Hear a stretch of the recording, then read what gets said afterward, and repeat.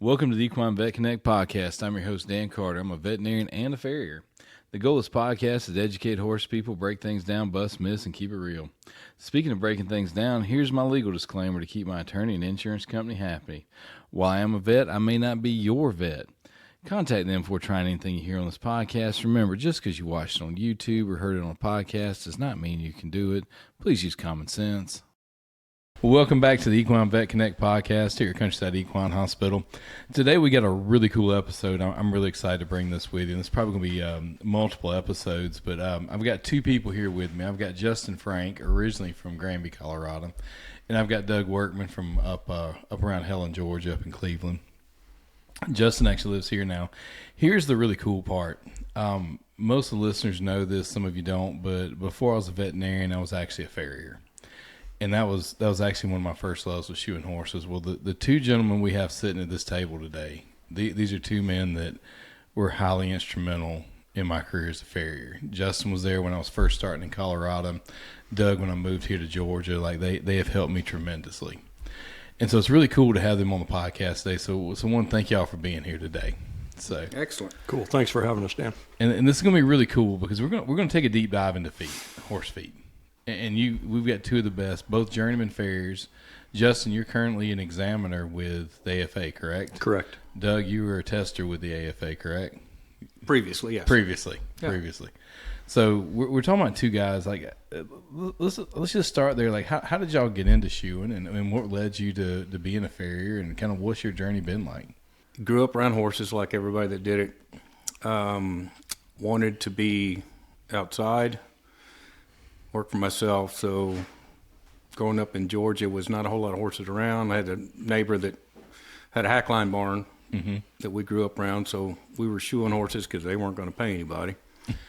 And when I got through high school, what little bit I went, I was one of the first generation to homeschool quite a bit, actually.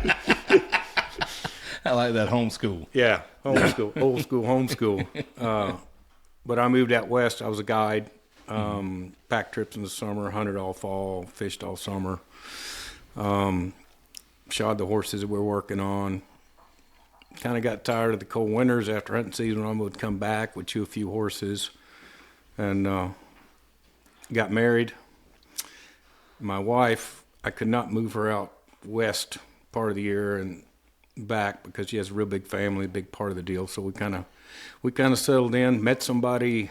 I was shoeing some horses, met a guy come in that worked on one that I didn't know what to do with. Chronically foundered horse, dropped sole, and of course I'd bled him. I mean, every time I touched him, it was a mess. You know? And he came in, had a forge, made a bar shoe, things that I'd read about but never seen. And I was just enamored. So I literally left the next day. I met him at the barn he was at and started riding with him. Did that for a little bit. Found out about a clinic at a friend that we both spent a lot of time on, who educated most of the farriers in the East, Jack and Sarah Schwartz at Manetta Farrier Supply. And from there, I was just inundated with everybody who was anybody. Right. I apprenticed with Jack for a long time. I owe him everything that I ever learned. Sarah for taking care of me. But they introduced me to everybody, all the best in this country as well as Europe, that would come over and do clinics there. And, you know, that's basically our connection, is we basically had the same people we were learning from, the Grant Moons and Jim Poors and Shane Carters. And I mean, the list and is Jim too Quick. big. Quick, yeah, all the people that are, the list is too big, but and then so I just kind of went into it because I'm kind of an all or nothing kind of guy, so it just kind of worked out. And plus, like I said, I don't play well with others, so it allowed me to get into something where I didn't have to, whatever happened was me. So, I've always said I think the farriers are this unique people of being highly intelligent, but just don't quite fit in. They don't fit in with the rest of the world. They kind of unto themselves. It's a really interesting group. Yeah, but we like each other. Yeah, we love each other. We're all, for the most part. Yeah, I mean, most of us are a bunch of misfits that don't really work out anywhere else, and we somehow get gravitated to a piece of hot steel and an anvil, so it's like, this works. Absolutely. And I was kind of glad you brought up Jack, because, you know, if I was named Jack and Sarah Schwartz, I mean, when you talk about the farrier industry, I mean, they are, that was like the East Coast, and some of the biggest names out there worked under Jack as well. I mean, he Absolutely. He really did a lot for the industry. And so I was pretty excited to get to work with him as well when I moved back. Absolutely. And didn't even know who I was working with when I moved back. And then later, Yeah, but you always gravitate toward the good people, dude. So yeah, you got those skills. I fell into it. You hunted them out. You're good. Yeah, it was pretty cool. So Justin, how did you get to become a farrier? Well, growing up, when I was really little, I grew up in South Park, Colorado, which is actually a real place. I tell people that a lot. It's like, it really exists. It really exists. And I went to South Park Elementary. But we lived quite a ways from town. It was about 50 miles from town. Grew up way back there on a ranch, and there was a neighboring ranch. So basically, I was pretty much horseback most summers and playing cowboys and Indians with the neighbor that lived a couple miles away. So I was always watching guys shoeing horses. Moved from there to Granby, basically. Got out of it for a while, just like any teenager normally. Mm-hmm. Then I figured out that I just have problems working for other people. Seems to be a thread here. Right? I don't like to be told how high to jump, especially if the end result is the same. Mm-hmm. And then I decided that I wanted to raise my family on a ranch, just like I was raised. So back then, the best way to do that was go out to like Nevada or Wyoming, and you had to have a remuda or horses, and you had to know how to shoe your own. And I could shoe a little bit, but I wanted to make sure that I was doing everything correctly. So at that point, I went to horseshoeing school, found one that was the closest to me. Didn't really know what to research. So I actually went to Chris Gregory's, either his first or his second class when he was in Colorado. Oh, wow. At the Colorado School of Trades. Wow. So went to there and decided after that I still didn't want to work for anybody, and I might as well just start shoeing horses for a living. Mm-hmm. So that's what I did, and at that school is when I met Jim Quick. Mm-hmm. And in my area, there was only one other guy that was a decent horseshoer. Everyone else wouldn't talk to you, and his name was Bill Sanders, and you know that man very well as well. Very well. So we kind of hooked up together and we're teaching each other things. Billy had never really hot shod before, so I was helping him with that, and he was helping me with some other things. Then we started going to clinics with Jim Quick, and therefore we met Shane Carter and Jim Poor and Marshall Isles and Grant, and too many to mention. And then I started competing. I love competing. Yeah, so, and competing's not for everybody, but for someone that's regimented in their daily life, it's actually a good outlet. Yep. So that's kind of how I got into shoeing horses for a living, was basically to try to get a good ranch job. It seems like everybody, like, it's one of those trades that you kind of, I hate to say fall into, but you kind of, everybody sort of dabbles, and then there's just this moment where like a switch just flips, and you're like, this is it. Mm-hmm. I'm fascinated. And I mean, that was it for me. I mean, once I found horseshoe, and I was like, this is cool. I get to heat stuff up and hit it with a hammer. And again, I was kind of like, y'all don't really work for other people very well. Yeah. So kind of falls into that. So absolutely.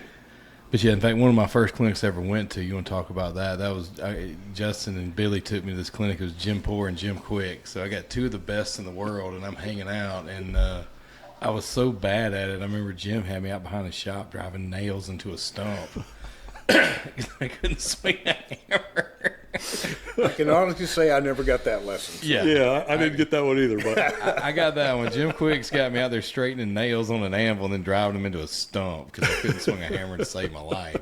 I was a carpenter growing up, so I was trying to swing a forging hammer like a carpenter hammer, which is not. Yeah, that doesn't work. Not the same thing. That's right. So, yeah, that was my first clinic. Yeah. So I mean, how many years? Are we talking about? It's like, how many years have you been shoeing, Doug? How many have you been shoeing? Like, how many years do we have sitting in this room? I went full-time 35 years. 35 years. That's a career right there. Yeah. Yeah, I mean, that's what I've done. It's been 90. Oh, now we're all doing math. So that's 35. 35 to 70 years. Yeah, it was solely where I wasn't guiding. I was shoeing horses. You know, I went back to college when I was 27. Still shot horses all the time. Made more money than the professor, so I didn't see any point in going down that road. But you know, but yeah, 35. But I've done it since I was a teenager like him. When we were at it, I don't count it until, you know, once I met Jack. I've just been that long. Well, I think there's a difference between a horseshoer and a farrier. Like I had to say it. Like when you start really understanding the craft, there's a big change that happens. Huge. Because I was a horseshoer in high school. When I first started out, yeah. Well, I was an iron hanger. Yes. I was going to say, I don't want to. I'm actually proud of horseshoer. I actually, I mean, because most of us were around. That's when we talk. Right. Rarely do we say, "Well, I'm a farrier," but that's, you know, I don't say a farrier unless it's white collar somebody around. Normally, if it's normal people, you know, because we're proud of the work we did to get where we're at, and the self motivation it takes to do so. You know, that's I think no truer words been said, because it is a self motivating trade. Like or I'm gonna say profession. I think it's past a trade. I think it's a profession, and you have to be self motivated to go get this done. Like you can come out of school and you can go nail shoes on for the rest of your life, right? Or you can decide that you want to continually learn, and that's one of the things I picked up from both of y'all over the years. I mean, every time I went to a clinic, one of y'all was there. I mean, and y'all had been shooting a lot longer than I had, so it's really cool to have y'all here today. And like I said, we're talking 70 plus years of shoeing. So to the listeners out there, what you're about to hear, this is real. This is 70 years of horseshoeing knowledge sitting at one table. So this is going to be a really cool talk. So let's just kind of dive into it. I'm going to throw this out there. Like when you're talking about horses' feet, and you're talking about this is no foot, no horse. That's what we always hear, and it couldn't be more true. If you had to say, let's just kind of dive into, what do you feel is important? What are you looking for? Where do you start? Because I mean, that's like, even like right now, trying to figure out how to start this conversation, it's like, where do you start? Because there's so much to learn, so much to know. So I guess if you had to start one place when you're talking about a horse's foot, where would that be? The first thing I like to talk about, because the main thing that you talk to most horse owners first, right?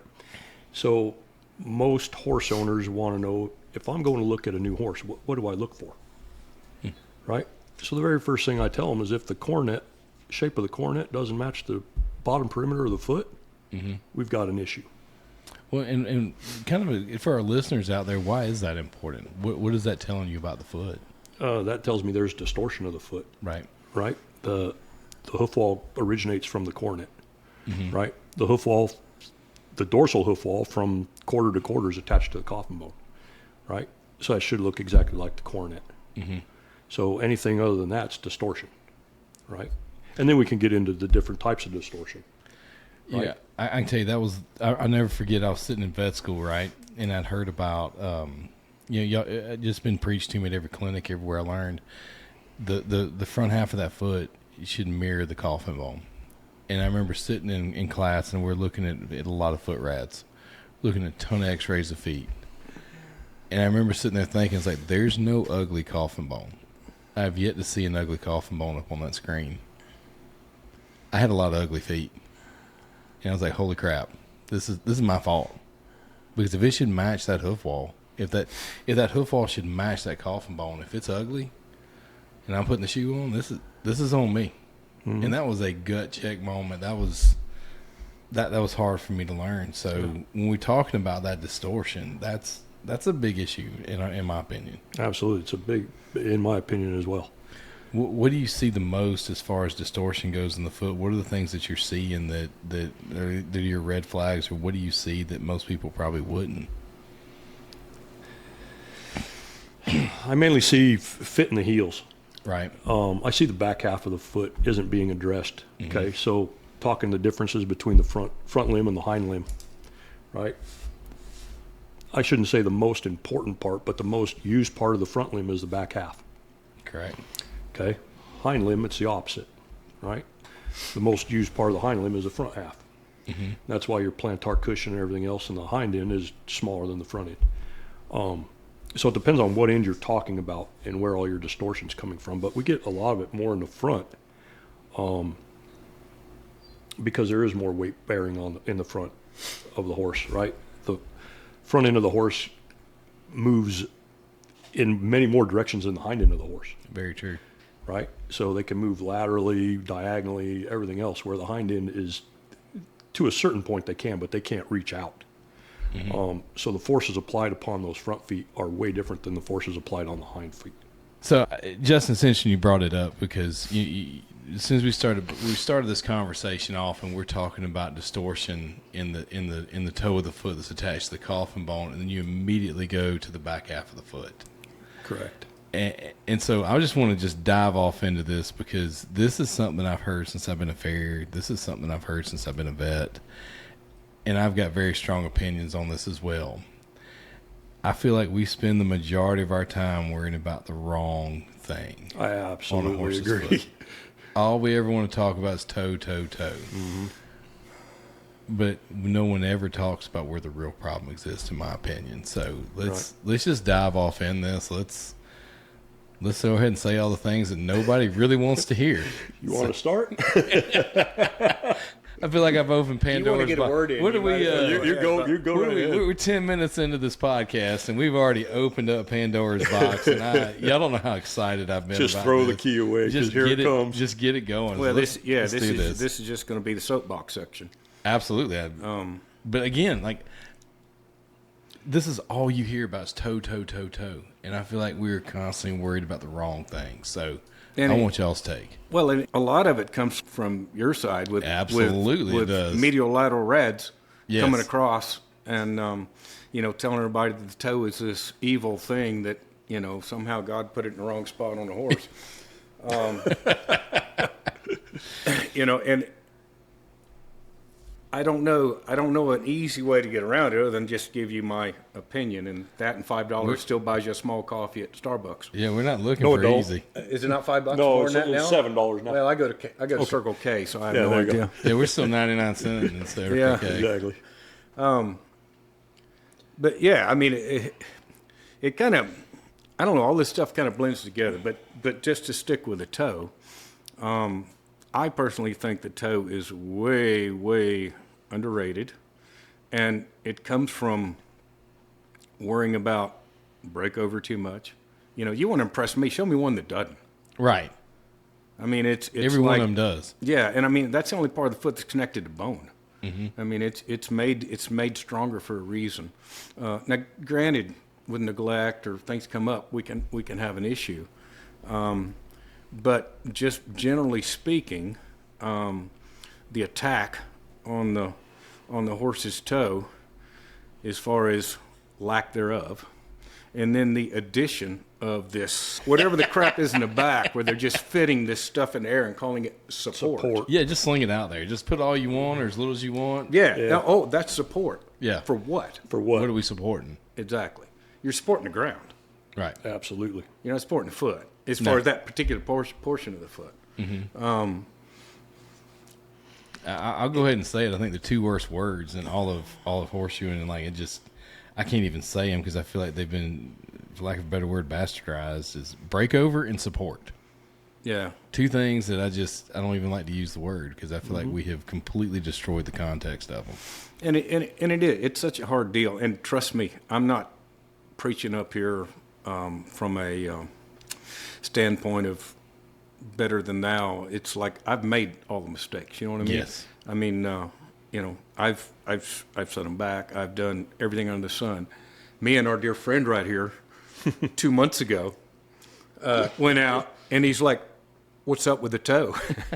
And I'm like, "Yeah, he had me." Right. And But where was the issue? Right? Was it the heel? yeah. I mean, it was. Yeah, It was a little bit of both. Yeah, it was But just a little bit. Yeah, I mean, it was just a little off. My feet are still solid. I Oh, mean, that's solid. the thing. You you can tell yourself you're doing good and still not be quite hitting the mark. And Lord knows I'm guilty of that a ton. But no, you see it. So, boy, I tell you, my brain's going a million miles a minute here. Yeah, exactly. I personally, the toe is the least important thing as far as relieving breakover to me personally. I can do it. All right? We can do it any number of different ways. But what do you help? Exactly. And, I mean, you could get in, and you would know the pathologies that would be conducive for. You've got an ancient laminitic thing that's only moving in a straight line, just barely hobbling along. Absolutely, rockering or breaking it back is going to help a little bit, or a clog, or whatever the hell they're using. But that's when you're dealing with excessive toe. Excessive stuff. That's excessive. And plus now you got the anatomy that's moved due to reconfiguration of pathology. So, but generally speaking, like I said, the back part of the foot, I'm with him. To me, the center of the foot is everything. Everything I do is built around the center. The bridge. Right. Well, I tell you what, we're going to kind of be a little bit all over the place, but you brought up the bridge. Let's dive into that, because one of the cool things, you were around when Duckett was first explaining, like you've been to the clinic where he's talking about the bridge of the foot. And let's if we're going to talk about toe length, the front half and the back half of the foot, it's all going to start with the bridge. To me, it does, because everything my parameters. Whoops, I'm tapping Tapping the table. Sorry, listeners. My parameters are based on center of weight bearing as near as I can get. An 8 to 3/8 of an inch behind the true apex of the frog. I don't have an X-ray machine. We can see that exactly with an X-ray machine, of course, when you're around, which makes it wonderful. We can do that. But I can tell you, you can find it just looking at the foot. If you know what you're looking for, 3/8 to half inch behind the true apex of the frog. Termination of the bars. Termination of the bars. Right there. That's extremely important. Yes. That's the only point in a horse's foot that doesn't move. Never. It does not migrate forward. That's why you end up getting bars that turn into commas. Yep. So what does that tell you? It tells you that the heel's migrating. Exactly. Right? So, sorry to interject, Doug, but when veterinarians are starting to look at stuff and measure, COA or COR, and for breakover at the toe, and they bring their line back to the heel. What's to say that heel's not forward a half an inch? Absolutely. And then they're like, well, we need to bring that breakover back further. We have to you have to take everything into consideration, right? What happens when that heel crushes in and that bar turns into a comma? Yep. What's the diagonal toe doing? It's shooting out there, right? So I think that's why I go straight to the back half of the foot. If the toe's distorted, it's generally something's going on. Did it happen at the front half, which is bringing the back half in, or vice versa? The chicken or the egg, right? Well, and that's something that's been argued all the time. Yeah. Is it the heel that's pushing the toe forward, or is it the toe pulling the heel forward? I think it depends on other factors above the knee. I agree 100%. Depends if it's a high-low horse.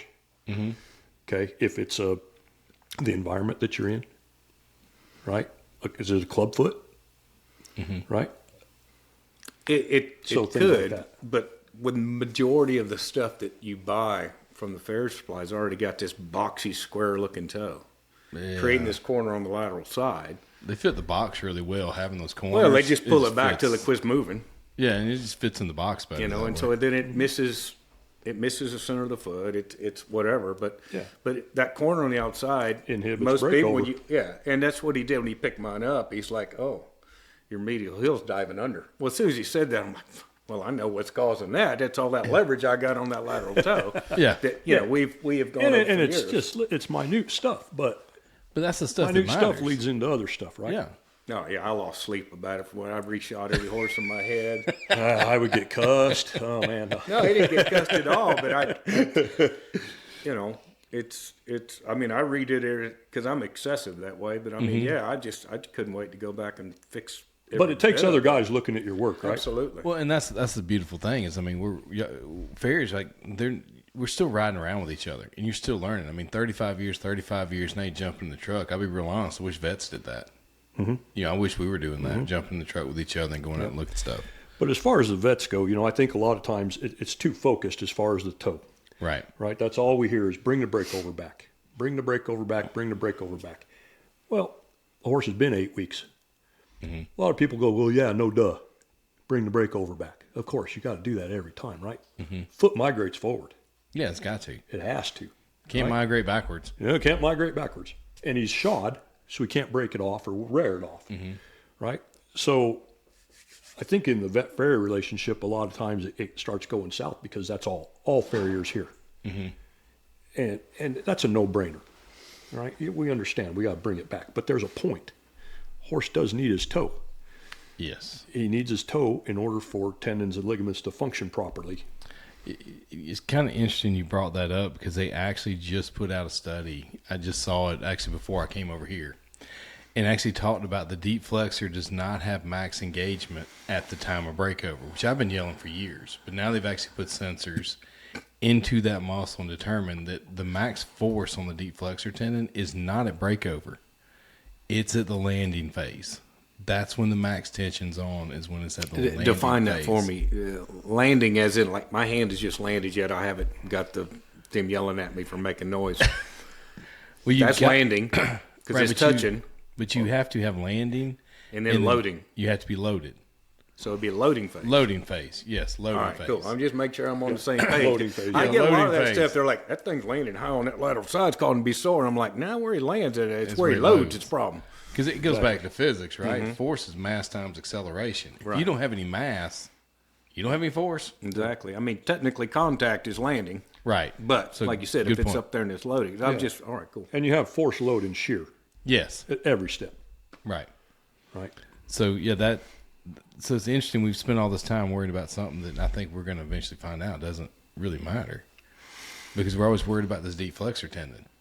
That was the whole concept behind breakovers, is deep flexor tendon. But like I said, the study I just read today, which is kind of I don't want to say a no-duh moment, but there was also a Japanese guy that did this 20-something years ago, and he showed a similar thing. Well, what about the substrate they're working in? Well, that's a whole nother episode. We'll get to that. It's amazing where breakover occurs in a deep sand arena, 100%. according to any foot. Right. Right. So, I guess kind of getting back, we kind of got off track. We talk about we're talking about the bridge of the foot. All right, and that's the widest part of the foot. That's where the bars terminate. I guess I kind of got ahead, but the bridge should be the widest part of the foot, and so that should be where everything kind of centers off of. And one of the things I always like to think about is if you're going to use the word balance, balance is 50-50. In my opinion, I'm going to commit to balance is 50-50. If something's 70-30, it's no longer balanced. Like, I don't think you, like, if you look any, like, if you take a fulcrum and put it out here and I put a stick on there, it has to be 50-50 or it will not stay balanced. It's going to fall one way or the other. So if we're going to use the term balance, I think you got to talk 50-50. And my thing is, if it's not 50-50, we need another term, not balance. But that's probably a subject for another deal. But You're getting pretty deep now. I'm getting deep, but yes, I You're see what correct. you're saying. Yeah, absolutely correct. yeah. And so I think when we get that bridge, that's going to define what our toe length looks like. You know, most horses do better in spite of us, right? Like we've all Yeah, heard that and said us, 100%. right? Yeah. Absolutely. So, you know, I've heard people say, you know, we're not tuning a piano. I don't really like that term because, you know, I don't really care about a piano. Sorry, Diane. My girlfriend really likes the piano, but I could really care less about a piano. This is a live animal. Right. I am going to do the absolute best I possibly can. But we do have a range of tolerance in there as far as balance, right? It might not be 50-50 on a foot, right? Depends on what kind of foot you're looking at. Yeah, But going off the bridge, like Doug said, you know, everything is based off the bridge, where his heels go, where his toe goes, right? And breakover 99.9% of the time is slightly the outside of a foot. All you got to do is look at a coffin bone. right. We look at where everything attaches. Yeah, exactly. And look at everything. Look Lateral at muscle extensor, attachments, lateral right? extensor, being slightly lateral. I mean, there's a lot of reasons for it. Yeah, Absolutely. and muscle attachments. And you pull a shoe off, if you ever pull a shoe off and you look at the wear pattern on that shoe, it's always slightly to the outside, slightly to that lateral side. I don't care what you do to make it go forward. You can put the biggest square toe in the world and try to make it break forward, and that outside heel's going to wear. No, the more you set it back, the more the toe disappears. Yes. You'll never see a walking horse shoe. That sucker's worn like a razor blade all the way through. All the way through. But you take a extreme I won't name any shoes here. Extreme breakover shoe. Extreme breakover shoe, and that thing you could shave with it after 2 weeks. You know. And so it tells me, and to me, when I see that, everybody's like, "Oh boy, he's breaking over good." I'm like, "He's slipping." Bad. That's no traction. Bad. Yeah, 100%. And so to me, that looks more like a problem. And like I said, maybe I'm wrong, but that looks more like an issue to me. And trust me, I've squared up a bunch of them, through the different times. Shoot, everything I used to shoot in the back was squared. I learned from the man that, we squared everything and all in different areas. But, shoot, next thing I know, I couldn't get the foot 6 inches off the ground. Yeah. They're just so tight and sore because this thing wasn't getting able to complete their load phase of their limb. As soon as I started shoeing them back toe, thank the AFA certification process because I had to practice for that. Right. Once again, it opened up an avenue that I could say, hey, light bulb goes off. Now all of a sudden, shoot, I can be like I am now and stand straight-legged and do him, and he's fine. Well, I can remember thinking, like, if the horse was stumbling, the trick was always back him up, right? Well, the harder I backed him up, the more they stumbled. And I remember I kept going more and more and more, and they stumbled more and more and more. And I was finally like, well, this ain't working. And I went the other way, and lo and behold, it quit. Well, when you were in vet school, and I was doing some horses over there for them at the time, and one of the doctors came up on a laminatic set, and he's like, boy, if I could get the breakover right here. He's got the radiographs right there. If I could get it right here, man, this would just make this so good. And I'm like, we can do it. He's like, no, you guys can never get it there. I'm like, oh, we can do it. No, it may take everything in the truck. We can put it where you want it. So he said, go ahead and give it a try. So we did. Took a radiograph up, just a couple nails, didn't trim foot again, put a couple.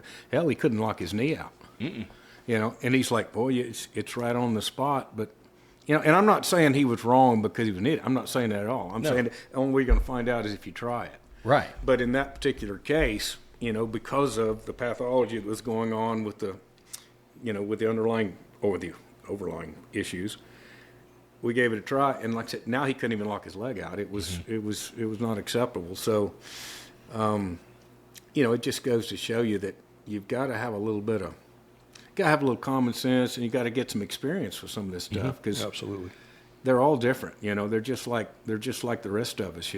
One person can live fine on RCs and Twinkies all day and look like they're fine, and like I said, smoke cigarettes for 90. And the next person is, right. They've got to do like me. If it tastes good, spit it out, and fight, run, do everything you can do to try to get by. Well, and that's definitely true, and I think that's a lot of. When we start talking about this toe length, that was a lot of just what I started noticing shoeing is we were spending all this time worrying about it. We were spending all this time addressing it. And the more I started doing what I was supposed to do, the worse the horses got. Like I said, it was like hind feet. If they were forging, set it back, right? And they forge even more. And we'll kind of get into why I think But you didn't hear metal. You didn't hear metal. Exactly. You didn't hear metal. Noise. They were still pulling those front shoes. You still heard click. Yeah. Yeah. And it's kind of one of those things, like all of a sudden when I changed up some of that stuff, like problems started going away. And I found a lot of that had to do with just, to be real honest, a lot of my problems went away when I just actually learned proper technique. And I think and when you're talking about that balance, I think the first thing you got to understand is how do you create that balance? I think because I do things really weird, but like symmetry is everything to me. Yes. I mean, he's only been with me one time in the 6 months there, but he's like, you're a little anal about that stuff to the point of like too far. You know what I mean? Oh, that was what my issue was. But it's good. It's good. I sat there drawing lines on feet for a year. We were supposed to play golf one time, and you showed me some stuff. Yeah. Next thing I'm drawing lines on the feet for a year. It's just the way I see stuff. So I can sit there and talk symmetry, and everything I look at here recently, I've looked at a few things online. Everybody's like, well, the coffin bone's asymmetrical, and all this other stuff. I just don't see it that way. I see the symmetry, and then I know there's a difference. I know it's a bit straighter on the medial side and the lateral side due to the weight bearing. I mean, it all makes perfect sense, but it's still symmetry for what it does, and that's what I was taught through, to me, if you want to talk about balancing feet, you got to know how to make a shoe. Oh, yeah. I absolutely agree. I couldn't have done it. Now, I mean, somebody maybe. I couldn't. I've got to be, because I have to put that there in my hand, me controlling it here. It's not connected to a horse that's moving, and then understand how that worked, how that, like when we started, it was toe quarters. I don't believe that anymore. I believe there's a toe quarter, one, and then I think there's heel quarters. That, once again, it's opinion. But there's a lot of transition for it. But basically, to me, it comes down to the way I look at it is symmetry. I was at a clinic at Lookout Mountain Horseshoe. It was Edward Martin. Sir, There's Edward a legend. Martin. Sir, yes. And I didn't know come here from Sikkim. All right, but I'm listening to him, and somebody asked him a question, what is your hard and fast rules for shoeing a horse?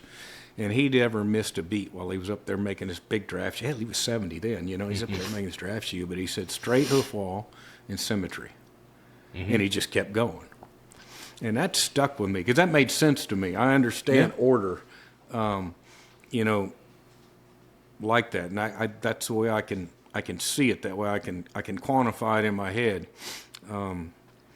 that way. So that's, if when I go up and, be personally, when I go up and I shoe horse, let's say I come up to one that's just got this really wry, bizarre looking foot that I see no reason for it looking at his conformation, which doesn't happen. Normally, like, oh, yeah, he's offset at the knee, and no, this happened, it's an injury, whatever it is. But say you see one you don't know, and I show him, I'm not even going to make an opinion on it until I come back. Absolutely. Everybody make them look like a shiny penny when you're right there. It's like, did it hold up? Did I cause it? Did I cause a medial heel to collapse? Yeah. Right? Did you improve the foot? And you have to be honest with yourself. Absolutely. Right? That's the thing. You can lie to yourself all day long and say, oh, well, I did it because of this, or I did it because of that. Oh, you can make excuses. You can make excuses all day long. Yeah. But when you come back, did it improve? Exactly. And if it didn't improve, you best reverse course. And the only way that you're going to get good at this stuff is if you have a little imposter syndrome, I think. Yes. And think about the people, your mentors, all the ones we've mentioned, plus hundreds of others. The Bob Marshalls, the Dave Duckett's. I mean, everybody that is made. None of us are self-made. No. But all of that information together, a lot of experience, you still have to experience it. You still have to see it. And so the more critical you can be of your own stuff, because like you said, when he's looking at mine, and we're not just, but it was, it might as well have been sheared as far as I was concerned, but he was right. It wasn't that bad. It was, but you could, but as soon as he's like, you could see us come around, you see us putting the wall on. It's like, that's not, I'm not digging it. And all I had to do is bring it back. And then take away. It was just on the toe. Tighten it up. Medial heel pushing forward, driving the lateral toe out. Exactly. But being able to understand what he said, which took me a long time to do that. Took him a long time to learn how to do it. Right. But being able to understand it that quickly, which doesn't seem like a big deal, that's why we were able to feed our kids shoeing horses. We could see the details. And then we could also take it when somebody said, "Hey, what'd you do that for? Didn't get your feelings hurt." And say, that could be better. Well, I can remember, it's one of my favorite stories. We were supposed to go play golf, and we had to shoe a couple horses, Doug. This is when I met you up there, and we are going to shoe a couple and horses. And make you cry, did it? No, you didn't. But it was a gut check moment. Because I look over, and I knew how to make every excuse under the sun. They're stomping flies. It's wet. They're getting baths. I knew every excuse to make. I had them all, it was like, boom, I could write you all of them. And I'm over there, we're shooting with Doug, and I'm watching these horses coming out of a wet pasture, getting sprayed off. I'm watching them stomp flies. Doug's feet, they look good. Their shoes are tight. They're not pulling them. And I was like, and I went through the whole list, and Doug just looks at me and goes, maybe it's you. and I was don't remember any of this, by the way. I remember it like it was yesterday. We went to Apple Valley and played golf afterwards. But I remember us playing golf. Yeah. And he said that, and I was like, all right, what am I missing? And it turned out I didn't understand the bridge. Yes. And I didn't know how to I was letting the widest part of my foot drift back towards the heels. I didn't know how to push that forward and reestablish that bridge and how to achieve that. And I remember he started going through it and he showed it to me. And I remember going home and I was like, I can do this. And all of a sudden, like it took a few months, but after a few months of shoeing this way, well, I didn't need excuses like flies, water, baths. Night turnout. That's our big thing in the South. Anyway. Humidity. That's the other one I love. Like, Yeah. what's the wet? Well, no, that's like we're standing in kiln-dried stalls. I mean, it's got kiln-dried shavings in there. It leaves out of there to go work out in the arena and then comes back in. Hadn't seen a blade of grass in 6 months. And you're going to say, well, it's not so much the wet, it's the humidity that gets them. But if you'd had copper nails, you wouldn't have that. Copper nails. Forgot about that. That's true. We didn't I'm have just those. kidding. They are. They're legitimate science behind them, I'm sure. I'm sorry. So I Copper apologize. coated. Copper nails. coated. Got to have copper Copper coated. coated nails. But yeah, I remember when you said it's you, and like and that changed because like I think it was that same weeks when I noticed the thing with the coffin bone. Yeah. And I had to go accept the fact it was me, and made the change. And all of a sudden, I didn't need my sheet of excuses anymore. Yeah, in my defense, I do the same thing to me though. When I come up, I take it personally that I screwed up. I mean, Right. That can be a personal problem or whatever. But yeah, I mean, it really, especially like I said, because I was very fortunate. I mean, to meet the one person in the South. Because you'll go somewhere and everybody's like, "How did you learn all this?" I just don't know that many people. And I mean, Well, that's why it's important to have an association or a brotherhood. Yeah. Because that's what associations are, right? Whether it's the AFA or the GPFA or the RMFA, whatever. And especially as a young farrier, right? You got to get in with those guys because then you have a network of people that you can call. Because not all of us have the answers, right? No one has all the answers. I think Craig. And if I don't know, I can call Doug. yeah, or you can call. I can call Craig. I can call either Jim, whomever.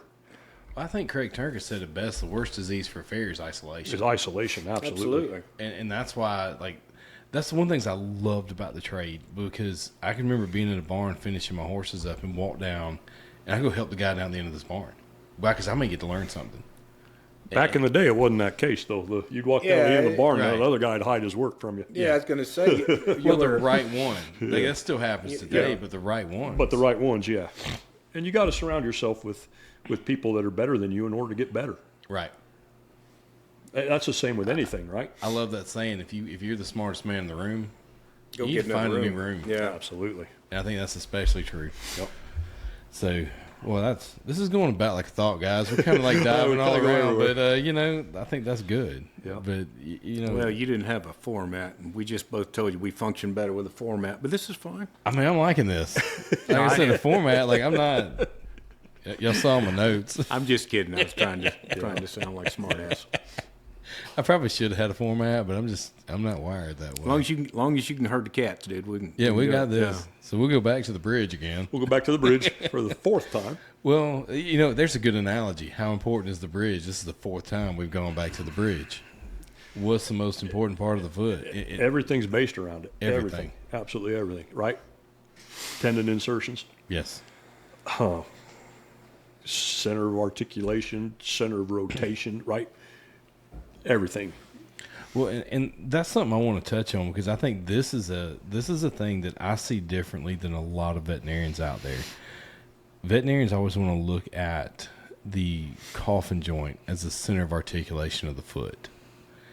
And I argue that the center of articulation of the foot is if you draw a line between the extensor process and then the semilunar crest, which is where the deep flexor tendon inserts. If you draw that line, to me, because that's also where the bridge is, that is actually a separate center of articulation. That's what the foot's based around, not the coffin joint. Not the coffin joint. Is that not?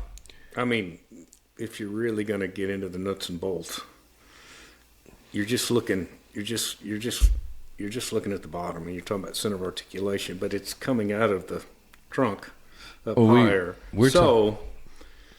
If you really want to get into the nuts and bolts of where it actually is, it's going to determine a lot more than what we're capable of doing with the naked eye, obviously. Well, we can get.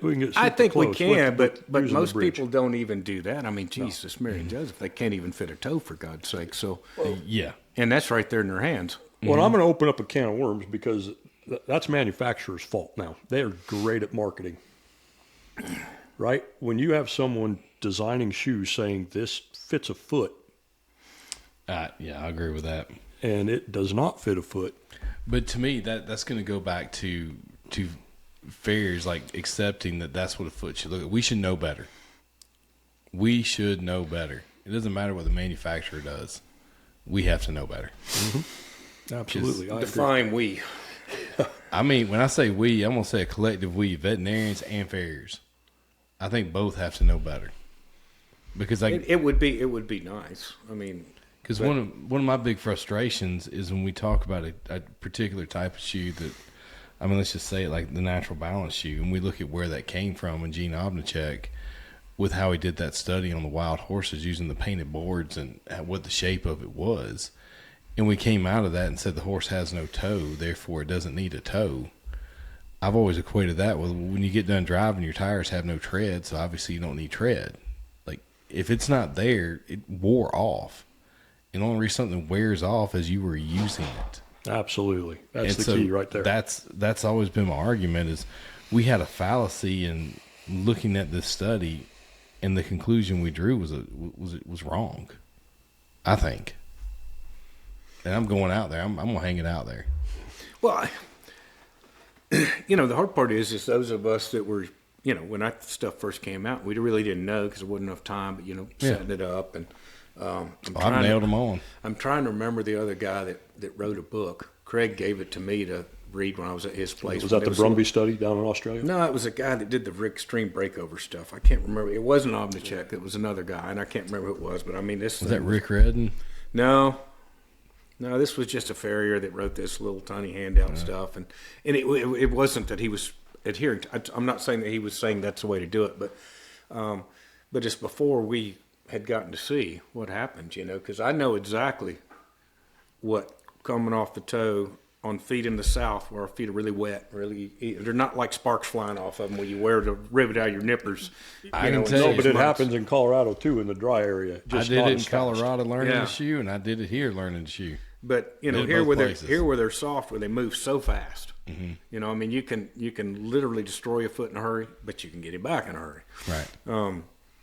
But seeing what that does, seeing what happens to the foot, seeing how those markers move, looking at the heel, looking at the bridge, looking at the toe, looking at the, at the white line of the connection, or especially speaking the inside of the white line, which is like in comparison to the outside, which is the distortion part, which determines ideally how we set the foot up with our dressing.